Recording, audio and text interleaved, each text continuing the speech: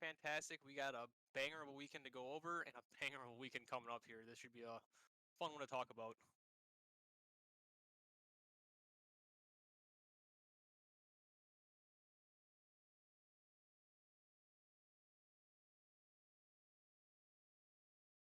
I'm doing well, thanks, Sig.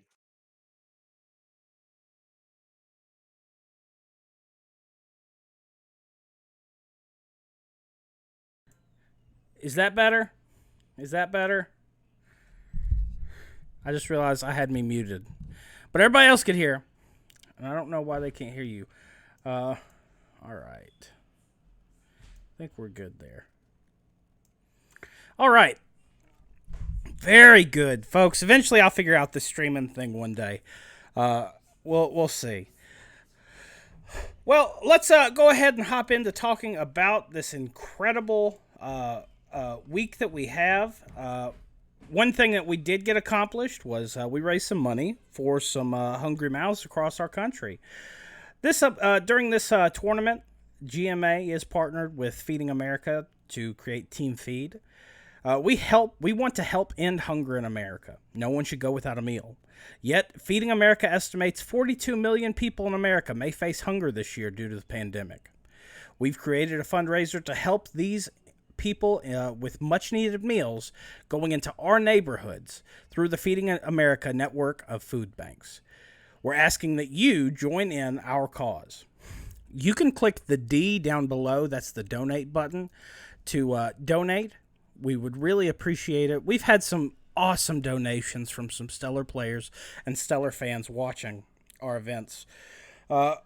We have hit a milestone. We'll talk about those milestones a little bit more here later, but we hope you'll stay with us, and we hope that you'll donate.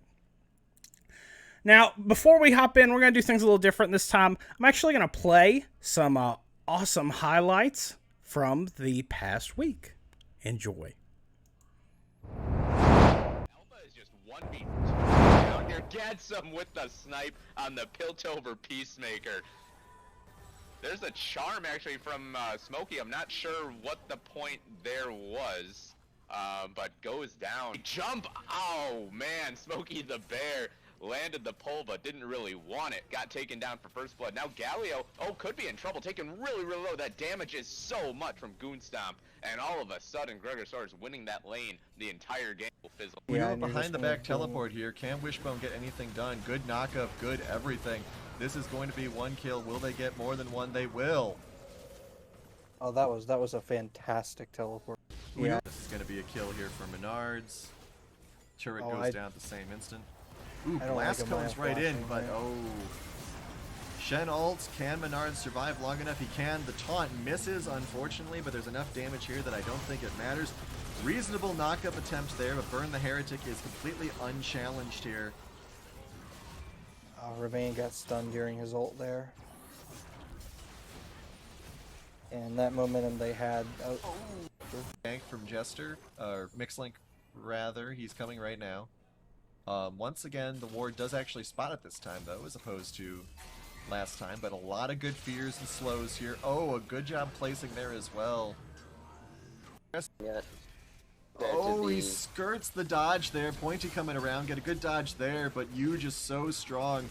The teleport's coming in as well. Pointy preemptively ults. Great throw there by Great. Full item. Smokey the Bear taken so low. Alpha is just 1v2. How hype was that, folks? You guys played incredible this past week. You performed well above your own expectations, I hope, and I know you certainly blew me out of the water. It's always amazing to see how well our players execute week in and week out. We thank you for the amount of time you put into it. Now that I've gotten that formality out of the way, let's critique you pretty harshly. Well, we are going to bring up the standings after we talk about this, so stay tuned. Stay around.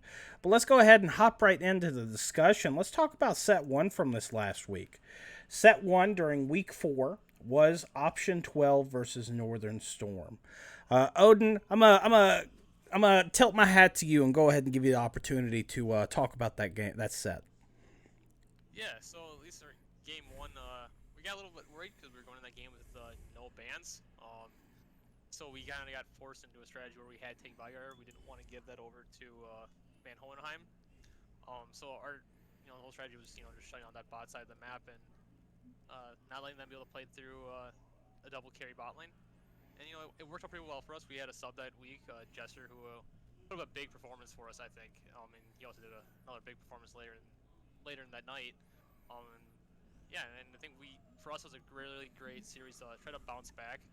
And yeah, it was it was really fun for us to try out different things. Game one, both teams had wacky comps, and then game two, Northern Storm pulled out something even wackier with the Zyra Yumi bot lane. But it was cool to see Mixed Link get off his comfort picks and play more carry instead of a tank jungler. But yeah, it was a pretty fun series, and I hope Northern Storm isn't too discouraged right now, going winless. I've been on teams like that, and I hope they rally to play spoil sport here for this last series coming up. I think that they have a lot to be proud of. Getting a permanent substitute in the middle of a split can really change the dynamic of a team. I know that seeing this team try to rally around a completely different play style, it's been pretty fun to watch, and even beyond fun to watch, just as a team, seeing the exceptional support carry ability of Van Hohenheim, getting those solo kills almost in every game. It's exciting to see. Folks, again, I'm so sorry. I have no idea how to make him any louder. I have him turned up all the way across everything. Eat your mic, Odin. All I can say. Now, I think, did you have anything you want to provide about that game, Clag? Yeah, I mean, overall, I think not just that game specifically, but just week 4 in general was remarkable amongst all the teams that played. I think everyone played very well. And the highlights just summed it up perfectly. Like, you got to see the pinnacle of teamwork in a lot of those, so it's really nice to see, especially with as many subs there are for this tournament, just the synergy that's being exemplified. So well, I know it always stinks. I always bring out this statistic at least once during a split. I am the losingest player in the entirety of GMA gaming history, with 2 wins across 2 splits. And I'm not even talking about 2 win sets. That's 2-1 games. It is very hard to rally when your head is hanging low.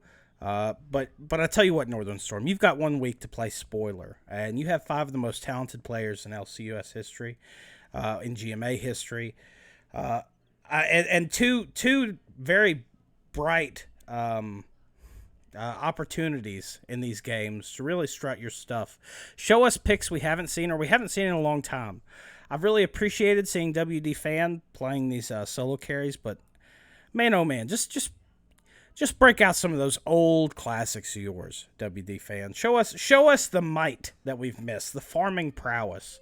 I'm excited to see that this upcoming weekend, and I really believe we're going to see a different level of play out of Northern Storm. But in regards to their opponent, Option 12, by gummit, Odin, y'all are doing so well. I'm excited to see y'all in this upcoming Week 5. We'll talk about that a little bit more here soon.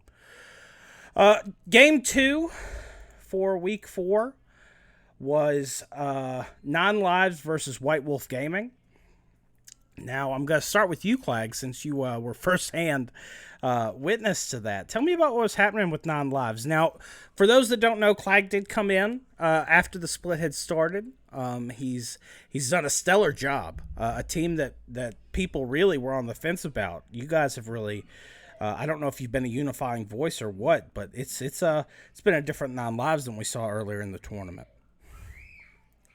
yeah, like I said earlier, there's been a lot of substitutes from what it sounds like. I mean, I know Foeden, he's been definitely carrying more than his fair share of weight up in the top lane, bot lane as well. I mean, Burn the Heretic. I mean, we give him some grief because early game he definitely is on an island down there. There's definitely more of a focus put forth with ganking mid and top. He comes back and he is just a monster. I mean, you can obviously see that, I believe, in game 1 when he was playing Jinx. He was definitely, I guess, for lack of a better term, popping off.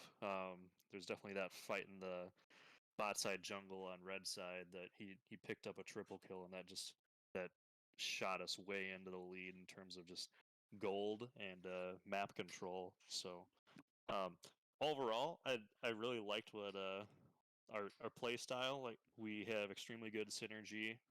Again, can't compliment the guys enough. I have to thank Queen Elizabeth for subbing this week. She did a fantastic job as well. I really liked her Swain picks. Um, Other than that, opposing team played very well. She has, well, not just she, but Wishbone in the past. I played with her. She did a very good job. One of the plays I liked that was in the highlights was that two teleport gank bot, which ended up picking them up an early double kill for that early game advantage. Overall, though, I really enjoyed week 4. I think it was definitely well fought. I had a great time playing my Kayn jungle. Definitely got me off of tank and jungle supports in comparison to week 3. So I had a good time myself as well.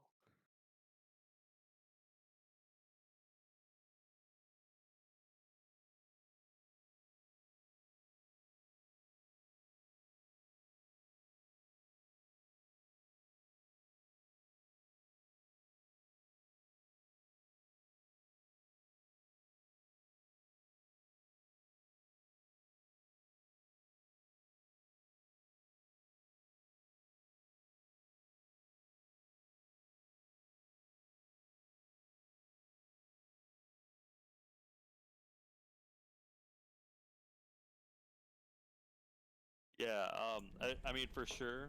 I think that when we were kind of scouting the enemy team, we recognized Zammy as being a huge threat. So I think our bans were definitely top focused.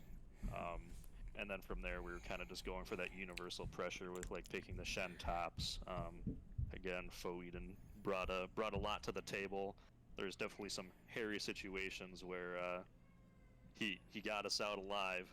So I guess to round it out, yeah, I think top lane was definitely the biggest threat in my eyes last week. Obviously, you can argue that in many ways, but my humble opinion. No, it's a good opinion. And folks, I'm sorry I keep muting. It's a pretty exciting week for us here at the at his Lord's Dominion, and my kids are celebrating it by getting ready for bed right now with the missus. So you're gonna hear some ungodly noise. Please, if you're curious about the noise, just go ahead and check out The Exorcist. It's gonna sound a lot like that. So I'm going to keep muting. I'll try to remember that to unmute. Sorry about that. Now, good insight. Now, Odin, you wrap us up on that set. Yeah, so yeah, I thought it was an interesting set. At least game 1. It was cool to see Menards pull out the Kayn. I was surprised to see that come through, but I guess it's been a while since he's played in a split, so I guess people have forgotten about how unfun Kayn is to play against. Now correct me if I'm wrong. Game 2, they pulled out the Revenant game, but in bot lane, correct? That's correct. Yes. Yeah.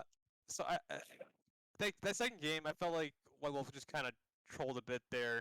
I'm not sure what they were thinking. They needed a traditional ADC. It's their comp really let them down that game 2, and it showed in team fights where they needed a little bit better sustained damage. The Riven just wasn't doing anything in fights, and as soon as the Vel'Koz popped, their team just had nothing.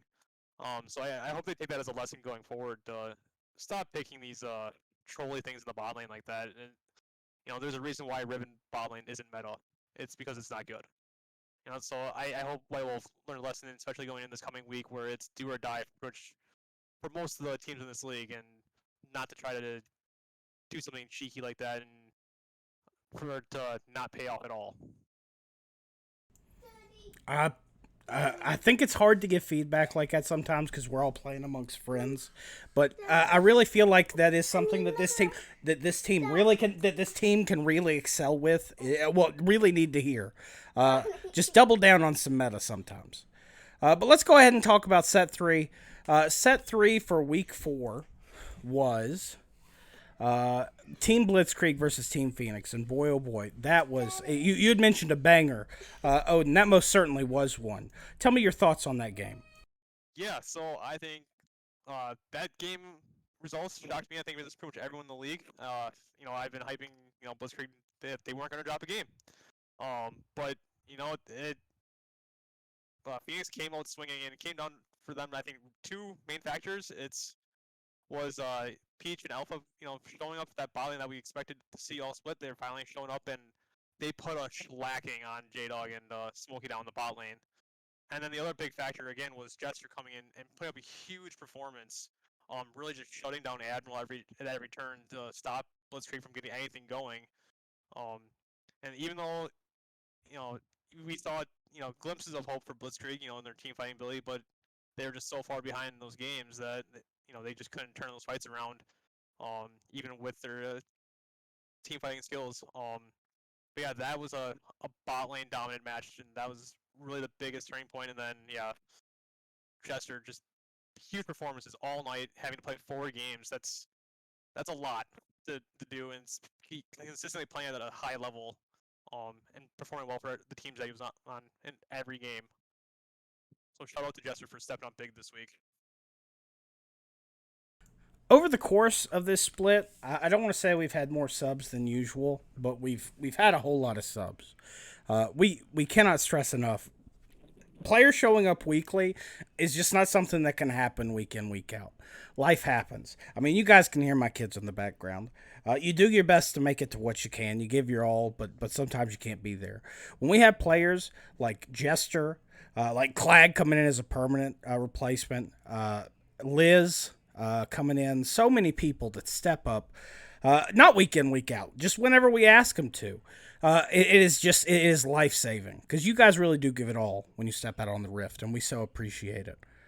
And I think Jester, if I remember correctly, he really did something that other junglers in the league haven't done, I think, to Lord of Admirals, and he challenged him on his own terms. Lord Admirals is an exceptional jungle carry player, and seeing someone play his game and get off the tanks, it was pretty fun to watch.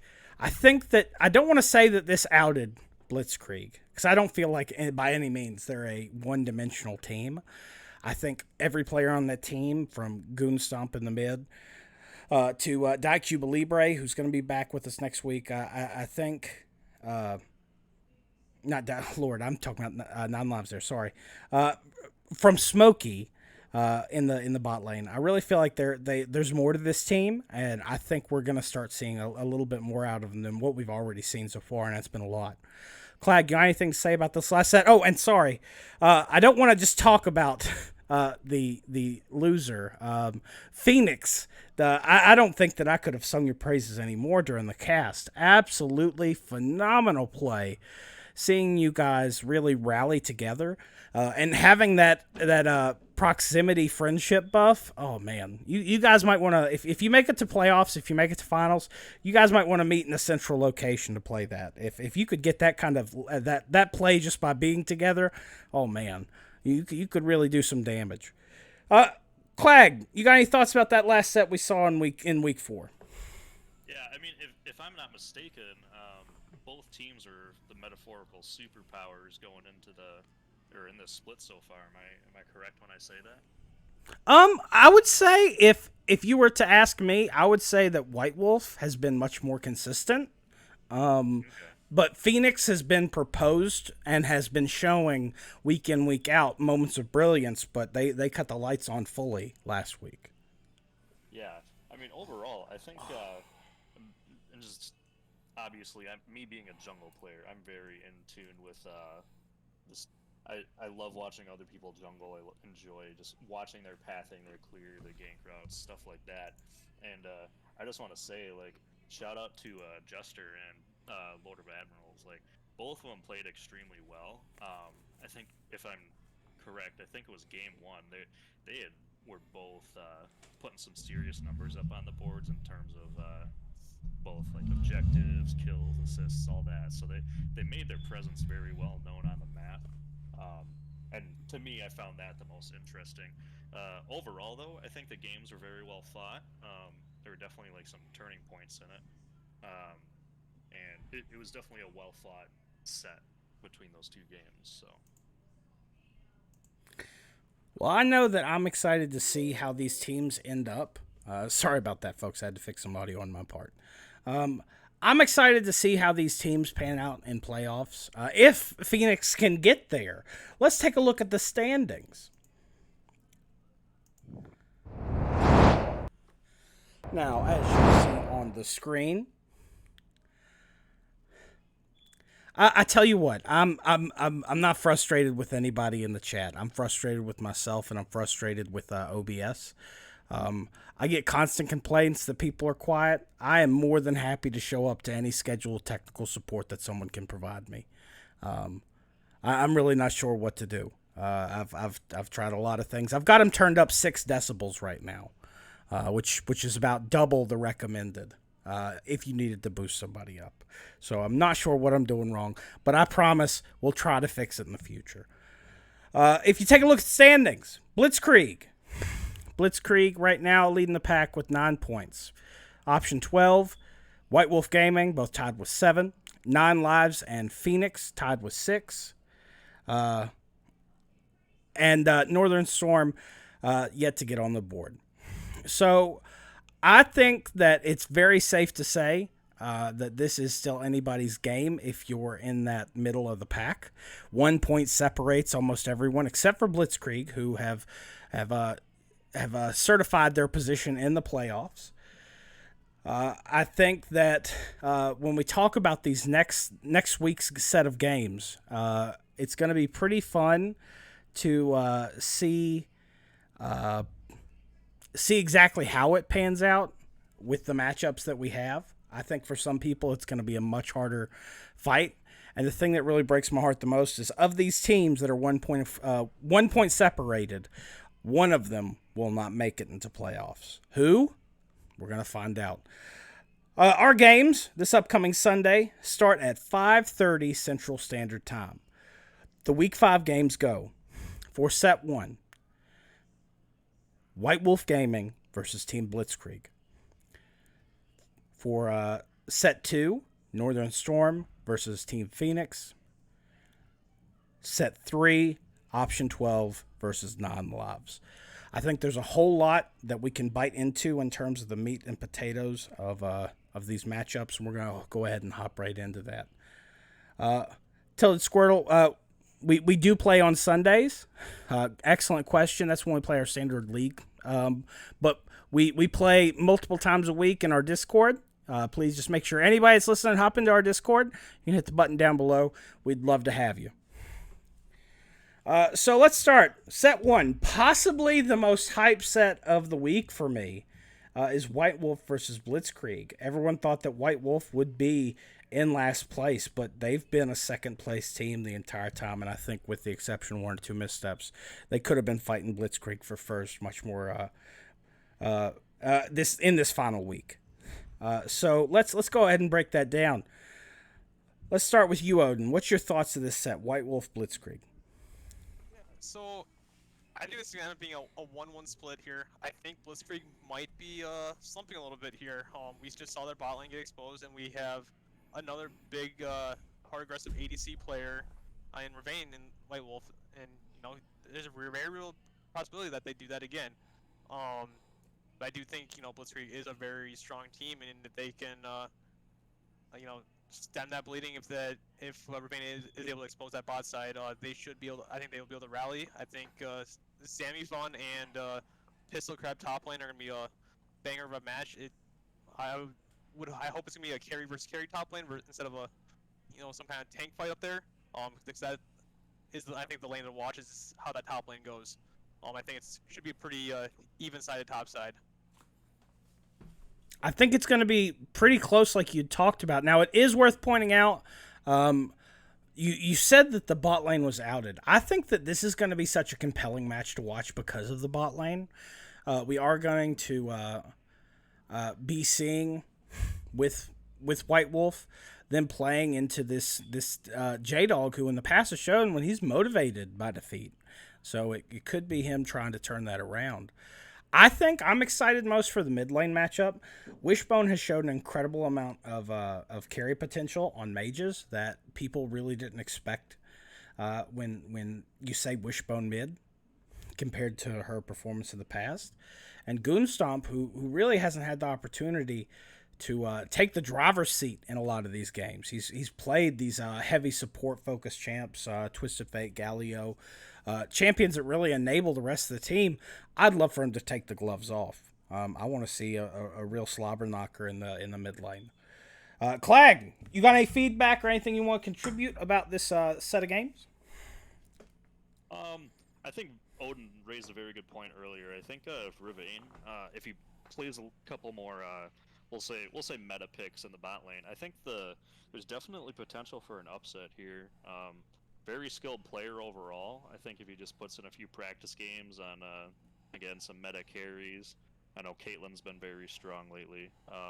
Jin recently just got a buff with his past patch with his ultimate. It's actually landing all 4 shots. You're taking a 20% damage increase, so that's really huge actually. So I think Jin might become a hyper carry this patch. Hopefully he comes out in one of the 3 sets this upcoming week. For those of you ADC players out there. Overall, though, I'd foresee this as well being a 1-1 split for the first set. So. And one more thing to add here.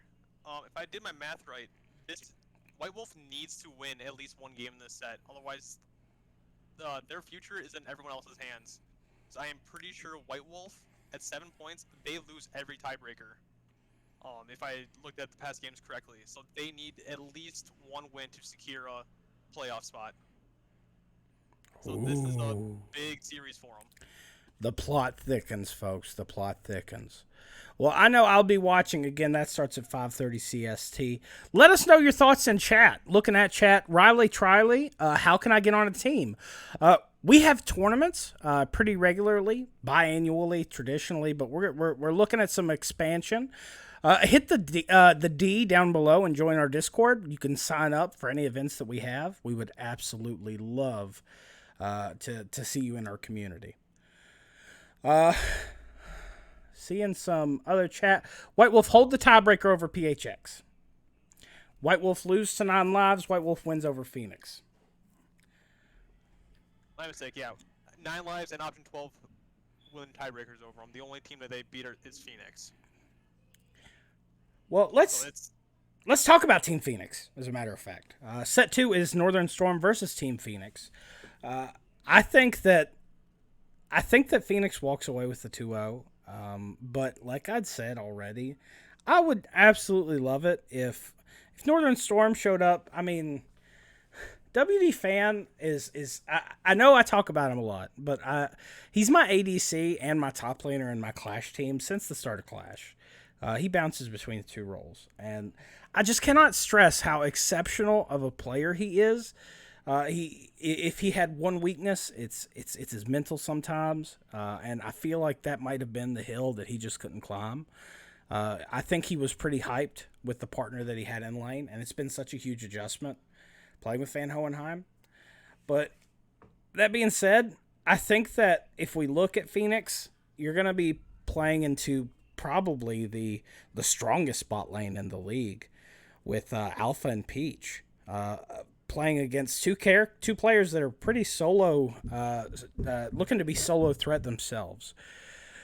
With Team Phoenix, you also got Greg, who's been on the up and up, Gregosaurus Rex. I keep bumming, very sorry. Alon Z in the jungle, and we're going to have Sigta Eternal back in the top lane. Northern Storm, I feel like Pointy also has some skill that he just hasn't expressed. I loved his Renekton play. I would like to see that again. I think that answers a lot of the pool that Eternal wants to play. Maybe not what he gets slotted to, but what he wants to play. So we'll see if that band comes across. I do think this is Phoenix's game to win, though. And if they do lose, it's just going to be off very poor execution. Clag, what about you? What do you think? Yeah, you raise a lot of valid points. I think big thing is just whether or not Northern Storm shows up for this game, or this set rather. I think again, there's a lot of potential for upset amongst all these teams. I think just the coordination amongst some teams could be better. Obviously, there's always room for improvement, but overall, like it's just capitalizing on those, like let's say that double kill bot lane. In my game 1 of set 2 this past weekend, they got that double kill bot lane, and if I remember correctly, they're also able to pick up an early drag. So it's all those early game leads that I think are going to really culminate into who's going to win these games. Odin, what's your thoughts? Yeah, so I do think it's going to be the 2-0 by Phoenix. I've been where Northern Storm has going into this last week with no wins. And, you know, it's easy to have your mental to, like, go into it not really caring. But I really hope Northern Storm decides to be like me and be a petty son of a bitch and wants to play spoil sport for some team in there and just drag them out of playoffs with them. So this is the week where it's easy to catch a team off guard because, you know, you're playing against a team that has nothing to lose, and chances are they don't need to play anything meta because they don't need to worry about, you know, a stupid loss. If you had to, Northern Storm, pick comps that are coin flippy comps, coin flip those games, try to do something cheesy. So, you know, you can catch a team off guard and sneak a win from them. And, you know, one win is enough to potentially knock a team out of playoffs. So do whatever crazy things you guys want, and maybe that'll be enough to knock, you know, Phoenix out or some other team with how these tiebreaker situations work. Just have fun with it this week. I dig it. I think that this will be a fun set to watch, and I hope that you'll tune in with us. It is the second set of 3, the third set for the week. Week 5, the last week before playoffs, is Option 12 versus Non-Lives. This is a huge decision maker. Option 12 is at 7 points. Non-Lives is at 6. Clag, I'm going to go straight to you, man, because I want to hear... Option 12 has shown that they're that they've got a lot that they can perform on, and it's very rare that we get opponents on the podcast at the same time to talk about the last split of regular season play. So let's give you the mic first since you're our guest. Tell me what's going to happen this week 5. I gotta say I'm very confident. Like I said, I was able to hop into week 3 being a sub. So far, we're undefeated. I think we got that confidence definitely carrying us forward. So I'm feeling a 2-0. I don't mean to sound cocky in that. Again, I think we have our communication down. We know where our priorities lie. Properly funneling gold where it's needed. I think I'm confident in our 2-0. Okay. Is there anything I need to be watching for in the jungle from you? Without spoiling it, I guess, obviously, like this past week, you saw my Kane come out. Week 3, I was target banned quite a bit, with 4 jungle bans game 1 and 3 jungle bans game 2. Again, force to be reckoned with. I don't want to sound overconfident with it. I am a huge fan of sustained junglers. They keep their healthy clears, and then they're able to go right into looking for ganks. So, again, I like to prioritize my scuttle control. So it's a lot of free gold on the map for those of you jungle players out there that don't know. Smite will actually break the shield on Scuttle Crab. So if you're playing non-CC junglers like Kane, pre-form, you can smite it first, break that shield, and you'll clear Scuttle a lot faster. So just something to keep an eye out. So that if Kane is not banned, you'll definitely see him out there again. Good stuff. That's some solid advice. We see a lot of tank junglers, but I think people like Kane, people like Graves, they could probably utilize that. So fun stuff. I was super tame and super safe. I have to say I respect you for having that attitude. This upcoming weekend, you do have a sub. That is one of the most decorated players in GMA history, GGL. The guy is incredibly competent on the map, and he has a very large diverse pool in the bot lane. So I hope you'll enjoy that. Odin, what do you think of Clag's what he's saying about this set 3. It's fine. You can be confident. For me, I had this as my hype game of the week. This is the game to watch. At least for me, the mid lane I think is what I've been waiting for all split. Because Chaos is the only mid laner who will actually play a more aggressive mid lane versus all these like control mages. So I'm looking forward to a little more of a spicy mid lane match. I know last time I played with him, he chickened out on me and played like Orianna and stuff. So I'm hoping he doesn't fall back to those passive champions again and actually play something spicy into me. But I think this should be a pretty banger of a series. I think, you know, all the lanes match up fairly well, and I have it as a 1-1. I think both teams are going to try to have fun with this one, especially since going into this game we'll see how the playoff standings, so it'll really determine how seriously both teams take this and how much they want to have fun with their comps before playoffs.